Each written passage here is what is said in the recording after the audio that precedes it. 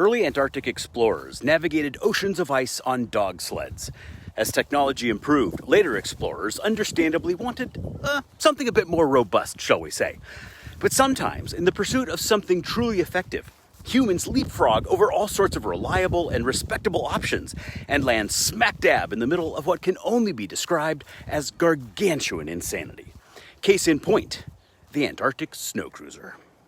The 37-ton, building-sized, 56-foot long, 16 feet high Antarctic snow cruiser was designed to transport explorers during the United States Antarctic Service Expedition of 1939 through 1941. Built outside Chicago, it cost $3.2 million adjusted for 2023 and was rushed into production, taking just 11 weeks to build. It came with all sorts of bells and whistles. For example, the interior was designed as a mobile habitat and carried enough food and supplies to last a crew of 5 an entire year. Heat from the engine was circulated throughout the entire cabin to keep the occupants warm. Rather than a complicated and cumbersome drivetrain, the diesel engine supplied power to motors which individually drove each of the wheels, a first-of-its-kind innovation now used exclusively in today's large mining trucks. Those 10-foot-tall wheels could be retracted into heated compartments in the belly of the cruiser to prevent the cold from cracking the rubber tires. This trick was also intended to help the cruiser get over ice crevices as wide as 15 feet. Simply retract the front wheels, and the rear wheels could push it across like a sled. And then, with the rear wheels retracted, the front wheels could pull it the rest of the way over. And of course, the cruiser was designed to carry a biplane for aerial surveys. The Antarctic snow cruiser left Chicago and began a 1,600-mile drive to Boston, where it was to be placed aboard a ship bound for Antarctica. However, it was clear from the very beginning that something wasn't quite right. The cruiser was far slower than anticipated, and early in the journey, heavy rains and muddy roads caused it to slide into a stream where it was stuck for several days.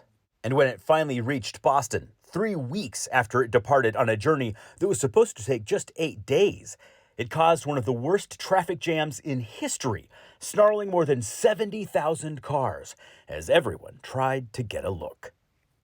It had clearly captured the public's imagination, and it's not hard to see why. This doesn't look like something dreamt up in the 1930s. On November 15, 1939, the Antarctic snow cruiser and its crew set off for Antarctica. Upon reaching the Ross ice shelf, the problems continued. It was nearly destroyed when its weight crushed the ramp built to offload it. And believe it or not, this was the first time the vehicle had ever touched snow. It had only ever been tested in sand dunes. Once it was off the ship, the cruiser couldn't get any traction. Its large, smooth, treadless tires were designed for a swamp vehicle used to traverse boggy terrain. But on the snow, they spun freely and sank as much as 4 feet. Chains were of no help. Hilariously, the cruiser seemed to have much more traction when driven in reverse, which they did for nearly 100 miles. But driving in reverse also meant that the already slow-moving vehicle now inched along at a snail's pace. The crew finally had to admit defeat and parked the massive cruiser, converting it into a stationary laboratory. Soon after, with World War II looming, the funding was cut and the crew returned home, abandoning the Antarctic snow cruiser to the elements. No one knows where it is today. It was last sighted by an expedition in 1958. Some think it was taken by the Soviet Union during the Cold War, though it's much more likely that it's buried beneath ice and snow, or now at the bottom of the Southern Ocean, after a rather large section of the Ross ice shelf broke away. Wherever it now rests, it remains in our collective memories as one of the most audacious automotive engineering feats ever attempted. Stay curious, my friends.